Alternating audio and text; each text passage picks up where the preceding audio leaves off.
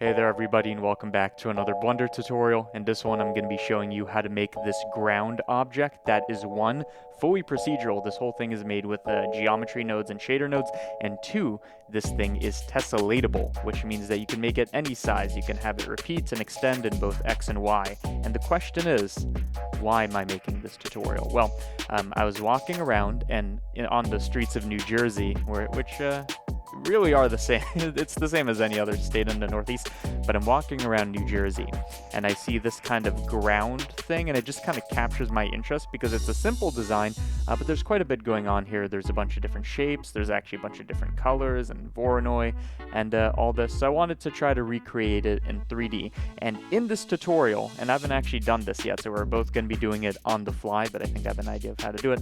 The reason to do this tutorial is one, it's a useful thing to be able to make this a ground material, but the concepts of how to take a design and make it for real in 3D using math is, I feel like, a worthwhile skill to explore. So in this tutorial, that's what we're going to be doing.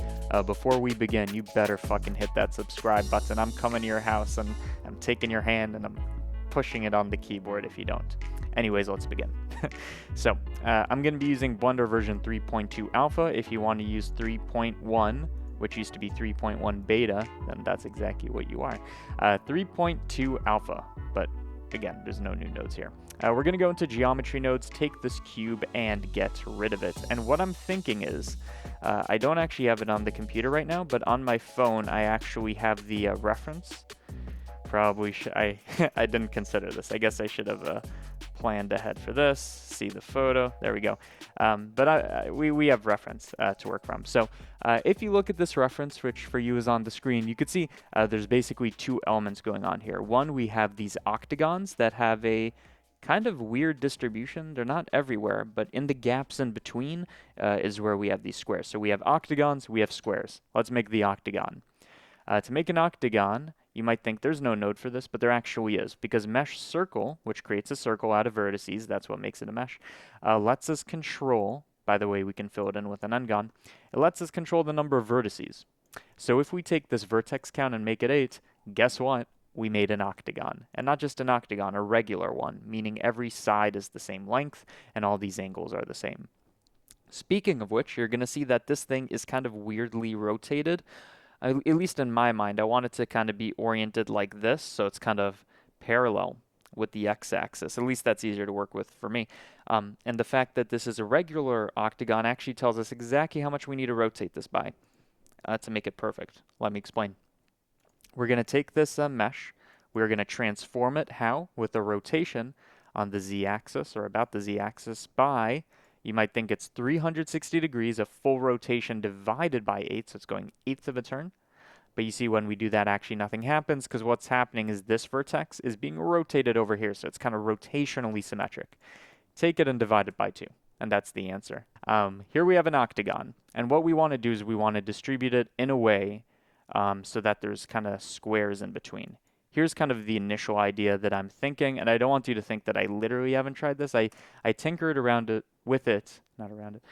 I tinkered with it a bit just to make sure I could do it roughly, but I never went all the way through. So my idea is if we add in a grid, basically a plane, let's make that bigger, 10 by 10, and I'm going to fill it with a bunch of points, we can make it so that each point gets an octagon. So for example, if I was to give it 10 vertices by 10 vertices, you could see we have a lot of points now.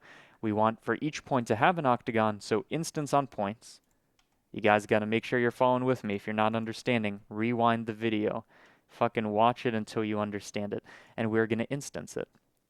So you can see each one gets an octagon. They're a bit too big, so you take down the radius. Now what you're going to notice, generally with this, it doesn't really matter what the density is. So this could be like, you know, whatever, and you increase or decrease the radius. You're going to notice that naturally there are these squares in between, but this isn't actually the design, because when we look back at this, these squares are not in kind of the corners, right? They should be in the cardinal, like, north, what is this? East, south, west directions are hard. They should be there, not in the diagonal corners. And I guess there's an argument to like rotate it or something. but I don't think that'd be correct either. So we need to fix it. So what I'm thinking is instead of filling in 10 by 10, I'm going to fill in every other. So 5 by 5. I'm going to correspondingly make these a bit bigger. And what I'm thinking is if I can wedge an octagon inside of here and here and here, we're still going to have these square gaps in between, is the idea. How am I going to do that? Well, I just need to make a more complicated setup for where these points belong, not just on this grid, but on two grids. So I'm going to make a second grid. What I'm going to do is I'm going to join these together, and what you're going to notice is if I take the second grid and start moving it, we get more octagons, because again, now we have two planes that I'm controlling, made up of a bunch of points. Each one of those points gets an octagon. Super simple stuff. So the question is, how much do I move it by? It seems like the number is very close to 1.25, and when you get a number as nice as that, you just assume that there's a mathematical reason for it. I'm sure there is, but this is good enough for me. And you can see now we have these squares in kind of the cardinal directions, not northeast, southwest, right? But fucking north, south, east, west, right? So that's the idea. These are still a bit big, so I'm going to bring down the radius. Again, you can mathematically determine what this number is. I don't particularly care, but I do want to leave in this tiny bit of gap intentionally, because if you look again at the reference, there's gaps in between. Maybe the gaps aren't that big. Make them smaller. But you can see now we've done this thing. Don't worry about the fact that some octagons are kind of overhanging. We'll fix that. But we've distributed it in a way that's accurate to the thing, and now we have squares in between. So, question is, how do we fill in the squares? Well, what we could do is we just kind of repeat the process, right? We take a mesh circle, we make it a square if we say 4. We take it, we transform it, we rotate it by 90 degrees. Nope. Just like last time, you divide by 2. 90 degrees is symmetric, right? 45 degrees. You take the square and then you make another grid, right? So that's the first approach. But what I'm thinking is we can actually do something a bit fancier. Instead of just adding a whole bunch of nodes unnecessarily, what I'm thinking is every octagon, every single one, if you look below it, actually has a square slot. So this one, look below it, it has a missing square. This one, missing square. What I mean by this is I don't think we need to make a new grid, because if we can just make it so that our original thing is instancing an octagon with a square underneath it, it will work, because there's this pairing. We call that a bijection in math. So here's what I'm thinking, if I haven't been clear. I'm going to take this octagon. I'm going to take this mesh circle that's a square, right, transformed, and I'm going to combine them, and this combined shape is what is going to get instanced. This is kind of clever. If you don't see why this is clever, it's because you're not clever. It's a clever thing. Take it. Connect it. And it's a little hard to see, so you can see with the wireframe. You can see I'm controlling these squares now. The name of the game, just like last time, is just putting them in the right place. I'm just going to move them down. Let me make the radius tinier so we can actually see what's going on. We move it down, and who would have thunk it? Whenever, 1.25 appears somewhere, it's probably going to appear somewhere else. I'm just going to assume 1.25 is correct. And then for the radius, I'm just going to pick something that, again, you could figure it out mathematically. But this looks like the width, like here, this gap is the same as this gap. So what we've done is we've used a pretty fancy technique now to kind of fill this in. And then the question is, how do we turn this into like a single tile that we can repeat over and over and over again instead of increasing our instancing, which would be a waste. Okay, fine. We generated the design. I think the next thing before we make this repeatable and everything is we save, because we didn't save. I'm gonna call this project ground tile Patreon. Why am I calling it Patreon? Because I have a Patreon stuff available there, but I'll talk about that at the end of the tutorial. I don't need to harass you with that right now. We have this before we make it tessellatable. I'm sure there's a better word for that. I want to make it three-dimensional because this thing has depth. Now, if it was up to me, these tiles are kind of structured like this, right? You have a tile, you inset, and then you either extrude or you bring this up, right? So it has depth, and you also add a bit of bevel, right? That's what I effectively want to do. There is no inset node in geometry node, so we're going to have to get creative. What I'm thinking is, instead of insetting and bringing it up, we can almost mimic the same thing by reversing the order, by bringing it up and then insetting or making it tinier. What do I mean? I mean, if we take this and make it geometry, so again, Bunch of instances. You want to realize those instances so we get all this data over here. It's actual geometry. You take it, and now we extrude it. Again, if this was not here, maybe it does extrude. I will say, the reason you want to realize instances is right now, if you don't have it, it does extrude, but we can't actually randomize it because it's taking one instance and doing the same thing everywhere. You realize instances, you could see we're now extruding. It doesn't need to be individual. And what I was just saying is what's going to give this a good amount of variety is we don't need to have each tile go up the same amount. We can actually randomize the value. Some tiles are taller than others. If I disable this, does not work. So there we go. I was right. Perfect. What numbers do I want here? Well, first of all, let's find the average height that I like. Something like 0.18. So I'm going to make that the maximum. And then the minimum can either be 0 or a different number. But probably 0 is a little too low. And you can see what this does is it creates a three-dimensional aspect to it, but it's randomized, so it kind of looks like a real ground thing, although it's a bit tiny, some of them. So bring up the minimum, and there we go. I guess this is the kind of thing that's better to see with X-ray mode. Okay, so I'm thinking that's looking pretty good. I think next order of business is let's add in those bevels. There is no bevel. There is no bevel node right now in geometry nodes. When it gets added, we're going to do it with nodes. But for now, let's just add in a bevel modifier after this geometry nodes. Because again, everything we did here, it's a modifier. And you can add in more modifiers. So I'm going to increase the segments and decrease the radius so that we get this nice smooth bevel. By the way, you're seeing this facetting. It's because this geometry isn't smooth. So you can use not a is smooth, but a set shade smooth. Connected, and there you go.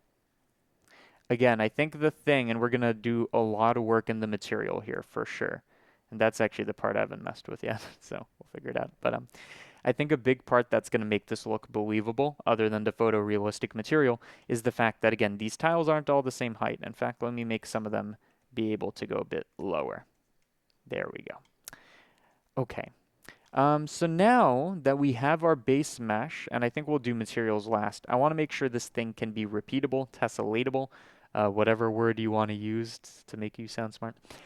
We want to do that before we do the material. So what I'm thinking is I want to get rid of some of this overhang here, and kind of leave the tile in the middle and make that a repeatable thing. So how am I going to do that? Well, if you remember, everything that we've done, the octagons, the squares, they were spawned from these grids, right? So here's one grid, here's another grid with the transformation. And if you think about it, I'm going to join this with the previous grid. Let's do a bit of a wireframe so you can see it. So here's the before and the after. You could see this grid, which is almost barely visible, but you can see right here, it's almost describing exactly what a tile should be. And of course that makes sense because this is the rule that we use to kind of repeat the octagon. So for example, you could see the tile ends here, right? It divides our octagon in half, but if we look at the other side, it does the same thing, but on the opposite end, right? So when we get rid of this part of the octagon, it gets filled in with this section.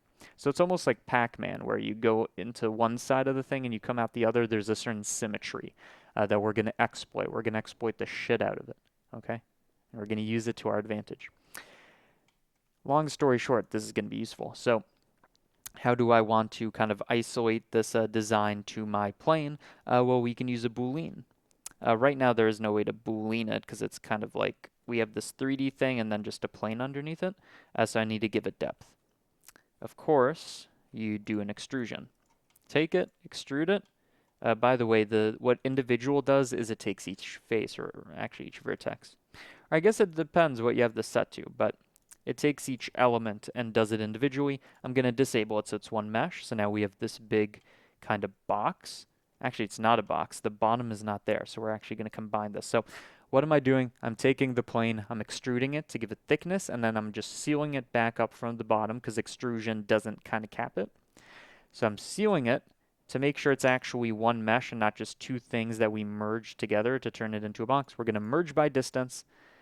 You can see this actually seals the thing.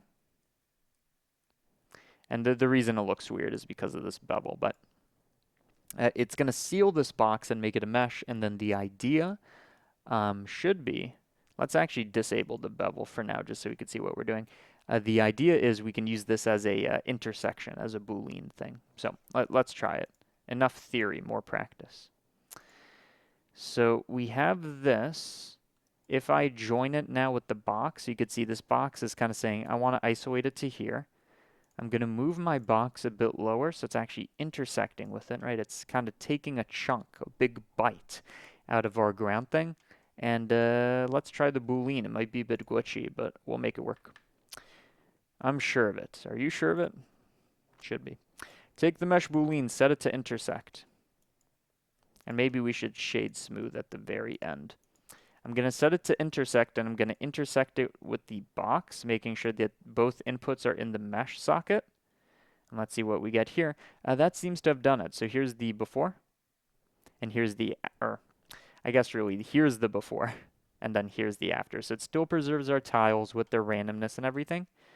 But now we've isolated a section of it. Now, one thing to note here is now we have this kind of repeatable thing, right? If I add an array modifier, you can see it kind of extends. It actually does it perfectly, except if you look at the transition, you're going to notice a bit of a thing here, a bit of a line.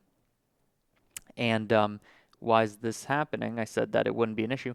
The reason that it's happening, if you think about it, is we randomize the tile, so each tile is a different thing.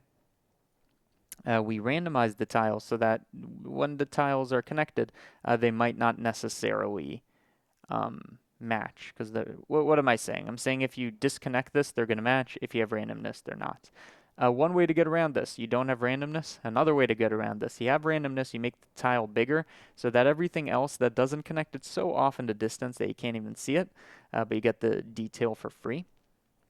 Another way you could do it, and this is kind of a bit of a hacky way, is you can enable the submerge in the array, which is going to merge nearby things within a threshold.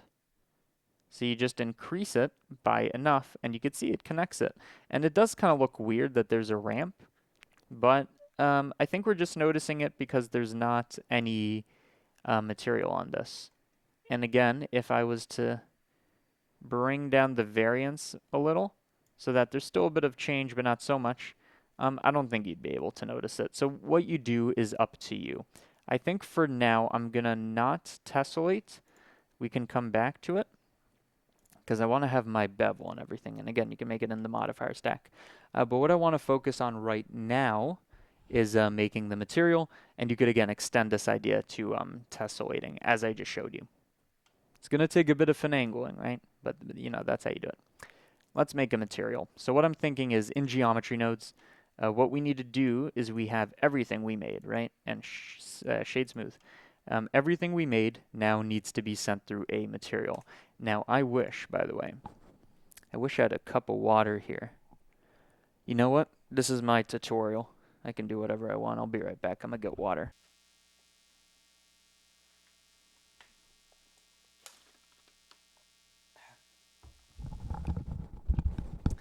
Okay, I got some good water. Ready to continue. What were we talking about? We were making a material. So everything we've done, all this geometry nodes, fine. The last step is we want to say, take this geometry, apply a material, which one? The default one. And now the question is, how are we going to make the material? This is the part I haven't done. So, and I should have quite a bit of experience with shader nodes. So we'll see what we can whip together. Okay, so we have our material. Let's give it a name, something like ground tiles. I know, creative. And we just want to make sure that this is working. So I'm going to change the color. Perfect. These materials are linked. So the name of the game, making a good material. And before we do that, making a material without good lighting is like building a house without hands. It's difficult, right? So I'm going to make sure that we have some good lighting to make sure that our material is in an environment where we can tell what it's going to look like with an HDRI, with a photorealistic lighting setup. So in cycles, I'm going to use a HDRI. If you haven't used an HDRI before, they're free on HDRI Haven. It's just a way to get spherical light. I'm sure you know what it is. Just pick one that kind of matches the vibe that you're going for. I feel like an outdoor one kind of makes sense. And I'm going to make it transparent, and I think we can work from there. Okay, how do we want to make this material? Well, I'm seeing a couple things going on. first of all, we have kind of a, again, I'm looking at my reference. We have a very Voronoi kind of like asphalty thing almost, and you might not agree, but it's almost like packed stone if you look at it very closely, and that tends to be something you can make with Voronoi. And you're going to see each tile isn't necessarily the same color. So I'm seeing both of these things going on here. Let's start off with a different color because I think it's interesting. To isolate each tile and make it its own color, we can exploit, love that word, we can exploit the fact that each tile is disconnected from the other. And let's see what we can do with that. So let's use a geometry node, use a random per island. Again, this is not going to work. It is not going to work. It is not. Say it with me. It's not going to work unless you have a realize instance node, which I'm looking for. There we go. If you were to disable this, you could see, well, we don't have geometry because of the boolean, but also the shader wouldn't work. But you can see what this random per island does is it's perfect. It gives us a random number between 0 and 1 for each island, for each disconnected fragment in the thing. What do I want to do with that? Just got to get this hairball sock close to my mouth. What I want to do is use this for a color selection. So I send this through a color ramp, so you can see if I set one to red and one to a different color, it selects through that. I just want to pick a couple shades from this. Now, it would have been useful if I actually had the image so I could color pick, but I'm just going to eyeball it. So one of these can be gray. One of these could be this kind of, it's almost like a very, very dull pinkish salmon thing going on here. That's about the same luminance. And then I think we have one more, kind of like the gray, but just much brighter. And what I want to, and you can see these colors look kind of correct. I want to make sure this is set to constant, very important, distribute from left, so that it's picking from these colors. It's not on a continuum, picking from the spectrum, right? I want to make sure it's picking one of 3 options I'm giving it. I don't want to give it leeway. This is going to make it look more like the thing, because that's what it looks like to me, right? So we take it, we send this through base color, this, and we're already getting something that, I mean, it kind of looks like plastic at the moment. It's our responsibility to make it look like rock. But in terms of the color, it's pretty good. So how do we make it look like rock? Well, we have this compressed Voronoi thing, so let's see if we can capture that. I'm going to use a Voronoi texture, bring up the scale like a lot. And I always kind of play with this one randomly. We want to go for a Voronoi design. It doesn't really matter what this stuff means if you don't know what it means. You just kind of want to go for a Voronoi design that kind of gives you the right impression of compressed rocks. I'm thinking either the standard Euclidean or Minkowski doesn't look bad for Voronoi, especially if we play with the exponent and we get that control. I think I'm going to go for something like this. By the way, interesting fact, if you take Minkowski and you set it to 2, it should be identical to Euclidean because the metric it's using is, it's using some kind of power distance metric. When the exponent is 2, it's the same as the Pythagorean theorem. Don't worry about it. So I'm going to set it to something a little less than 2, just so it has a bit of a cool design. And I think we can just literally combine these assets, right? So we take what we had before, and I'm going to take it and multiply these ideas together. So it's going to kind of keep the luminance. Yeah, it's keeping the luminance from before. I'm going to bring up the number. And you could see now it's looking a bit more rocky, but what's going to send it over the top is actually having this as a normal map. So take it, connect it to the bump. It's going to convert it into normal information. In other words, it's going to be reactive to the lighting. And yeah, this is what kind of really starts selling it as rock. We have more work to do, but it's definitely getting there. Play with the distance to make sure it doesn't all look exactly the same. Let's see, did that even change anything? No, it didn't. So I guess play with the strength is also a thing you could do. Something like that. Now getting this to look like rock is going to be a bit of a struggle. It's a lot of back and forth, making sure that, you know, everything. Oh, let's multiply it by a bigger factor. There we go. There's a lot of going on to make it accurate. I think a thing that could help us is we want to make sure the lighting is also Let's see, what does it look like? Indoor versus outdoor. Yeah. I think what I want to do is I want to darken everything a little. So I'm going to take all this and I'm going to mix it, or rather I'm going to multiply it with, the closer I make this to black, the darker it gets. So I'm just going to make it kind of a lightish white. So it's just getting a bit darker. Okay, that's good. And I think another thing we can add from the material is there's these little chunks of white that I really like. And I think we can also capture that with another Voronoi. So Voronoi texture, bring up the number. Let's filter this through a subtraction so that we only get a little. This time I want Euclidean, I want circles. I just want a couple little islands. So this is a cool little trick. Here's how you get like some scattering of stuff. We do this so that I can now mix these together. And I know I'm going off the rails, but that's how we're doing it. This is how you make materials. Welcome to the real world. We do it like this, so we take what we had before, but now we have these white little dots on it. Is that translating through? I might want to just make that a bit more readable with the color ramp. So here we have our dots. I basically want to up the contrast on those so they're almost like perfect circles. Yeah, and now you're really starting to get the rocky feel of it, I think. And you could argue that this is maybe also a good thing to use as the height for the Voronoi, so it takes account for that. Let's bring down the scale. And I think already we're getting something that looks a lot better. Another thing to consider, roughness. Should this be a shiny rock or a rough rock? Well, I think from the reference it's extremely rough. So I'm going to do something like that. Also, the rocks should be a bit grayer, or the dots rather, should be a bit grayer. And another trick is instead of having these be perfect circles is we can have them be kind of splotches. And the way we do that is we use the coordinate system that it's using, generated coordinates.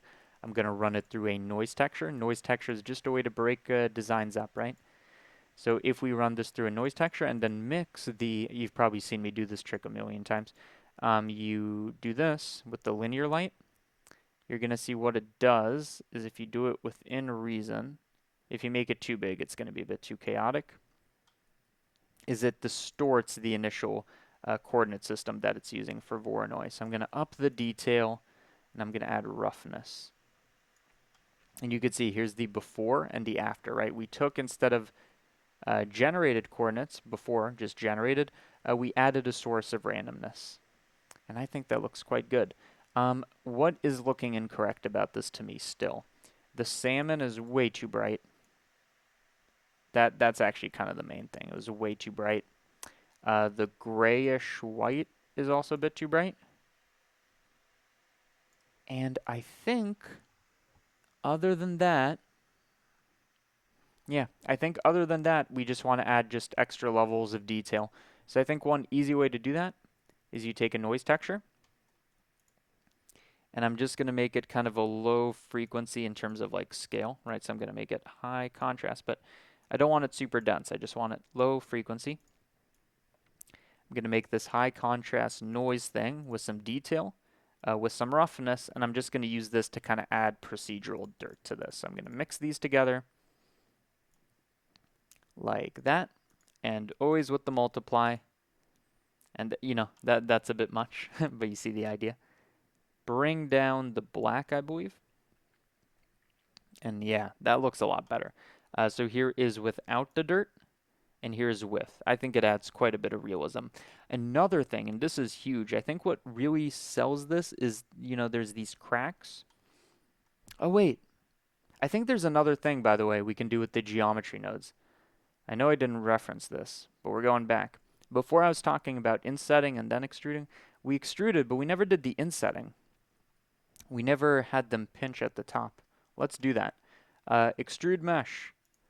Scale elements. Let me show you what this does. You take a scale elements, you bring it like, well, you don't want to scale everything. You only want to scale the top of the extrusion.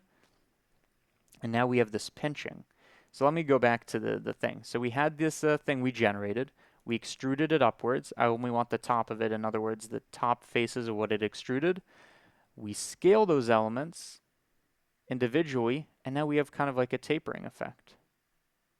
And I think this is also a thing that we can randomize because it's geometry nodes. So let's have, what's a lot of, we want it close to 0.9. So some of these could be like 0.95 and some of these could be like 0.85 just to have some randomness. Yeah, that's so much better. So here's the before and the after. That's huge actually. Okay, so we have all that. See with the material, yeah, that's huge. So here's the before and here's the after. Okay, so what I was saying before is the big thing that makes this look realistic is we kind of have dirt accumulation in the cracks, which we don't really have cracks yet. We just kind of have gaps in between. So what I'm going to do is I'm going to make these go a bit closer to each other. Again, these are the original octagons. If I make the original octagon bigger, it's going to make all of them look closer together when it's instanced. So I'm going to make that bigger. I'm going to make these squares bigger so the gaps are smaller. And the idea is that Blender might need to chug through this because this is a new instance. Well, let's see, ambient occlusion. Yeah, loading render kernels. I'm probably going to cut for that to happen.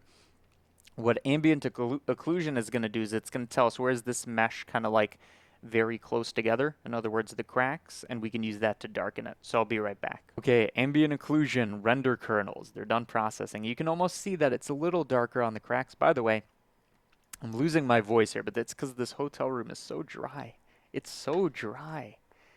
Maybe I need to get a humidifier in here, even though I'm leaving tomorrow. I'll before I leave, I'll go up to the front desk and I'll tell them I want my money back. It wasn't humid enough in here. Maybe they'll accept it. Take the ambient occlusion, run it through a color ramp, make the dark darker, and you can see this isolates the cracks. And even better, there's still a bit of variation because, again, the extrusion is randomized, so the cracks are also randomized in effect. What's my point? My point is we can use this to add a bit of variation here. So I'm just going to, again, always using the multiply. So this is a bit much, but you could see we're kind of darkening it a little. And I think a cool thing we can do with this is instead of just saying, so I'm just taking it and I'm multiplying it, right? As you see. And it's adding kind of this darkness to it. Instead of just adding it everywhere or nowhere or somewhere in between, we can use, again, the randomization, right, from this random per island to drive this. So some of them are gonna have dark ridges and some of them are not. And I think all of this together kind of creates a very powerful effect here. Let's try it out in different lighting conditions, see if I'm happy with it. Yeah, so this is like an indoor dark one. Here's a bright outdoor one. Here's kind of like on a beach as at sunset. Here's really at sunset. You can see the things nice and blue. Okay, I think I'm happy with this. Nice indoor. I think it's beautiful. And I think you learned quite a bit in this tutorial. So let's wrap it up. How long have we been going? 34 minutes, my God. Well, that's before the edits, and I know I want to get water and a couple other things. Thank you for watching this tutorial, making it all the way through. I hope you learned a lot in terms of geometry nodes and shader nodes and how you can integrate these things together and how you can work from reference to create something mathematically, right? That's the key idea here. Anyways, if you enjoyed this tutorial, I just want you to know about Patreon before you go. There's a link in the description if you are interested. Why should you get Patreon? Why should I get a humidifier in this room? Oh my God, my throat's on fucking, it's like if you were to take the Dune books or the Dune movies and actually make them way more extreme, like they needed the still suits and all that. It's way worse over here. Um, 3 benefits from Patreon. 1, early access to tutorials. You could have seen this early. 2, project files. That one's huge for this one. You don't need to make this yourself if you just download the blend. Go to Patreon, get the project file for this, and actually 3 years worth of blend files. That's hundreds. There's also tracking, videos, stuff like this.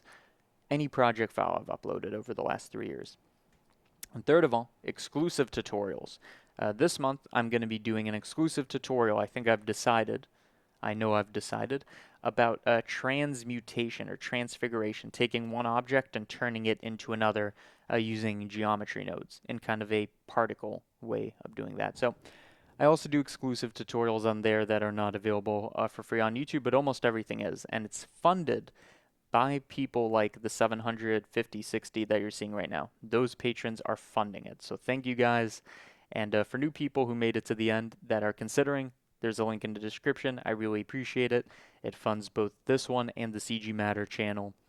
And yeah, deuces.